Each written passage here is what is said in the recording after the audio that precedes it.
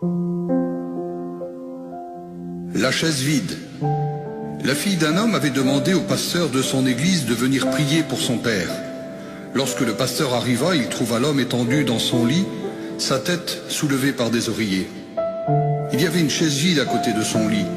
Le pasteur, qui pensait que le vieil homme était au courant de sa visite, lui dit « J'imagine que vous m'attendiez ». « Mais non », lui répondit le vieillard. Le pasteur lui répondit « J'ai vu une chaise vide, alors j'en ai déduit que vous saviez que j'allais venir. »« Ah oui, la chaise vide, dit l'homme. Pouvez-vous fermer la porte, s'il vous plaît ?» Un peu gêné, le pasteur ferma la porte. « Je n'avais jamais dit cela à personne, même pas à ma fille, avoua le vieil homme.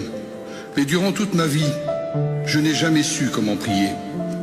À l'église, j'avais l'habitude d'écouter le pasteur parler de la prière, mais cela me passait au-dessus de la tête. Et j'ai abandonné toute tentative de prière. Jusqu'au jour où mon ami m'a dit, il y a 4 ans, « Jean, la prière, c'est simple. C'est une question d'avoir une conversation avec le Seigneur. Voici ce que je te conseille. Assieds-toi sur une chaise et place la chaise vide en face de toi. Et dans ta foi, vois Jésus assis sur cette chaise vide. Ce n'est pas effrayant ou étrange, parce qu'il a fait cette promesse, je serai avec vous tous les jours.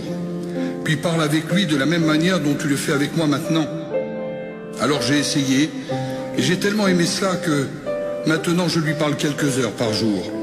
Je fais très attention, car ma fille, si elle me voyait parler à une chaise vide, elle m'enverrait à la maison des fous. Le pasteur fut si profondément touché qu'il encouragea le vieil homme à continuer son voyage de cette façon.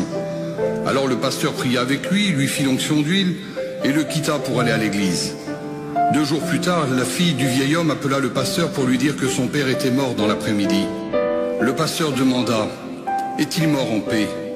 Oui, lorsque je suis sorti vers 2 heures, il m'a demandé de s'approcher de lui, puis il m'a dit qu'il m'aimait. Il m'a souri et il m'a embrassé. Je suis revenu 1 heure plus tard et j'ai trouvé mon père assis là, sans vie. Elle continua et dit « Il y avait quelque chose d'étrange à sa mort. Apparemment, juste avant de mourir, mon père s'est penché et appuyé sa tête sur la chaise vide près de son lit. Que pensez-vous de cela, pasteur ?» Le pasteur lui répondit en essuyant les larmes de ses yeux « J'aimerais tellement qu'on puisse tous partir de cette manière. »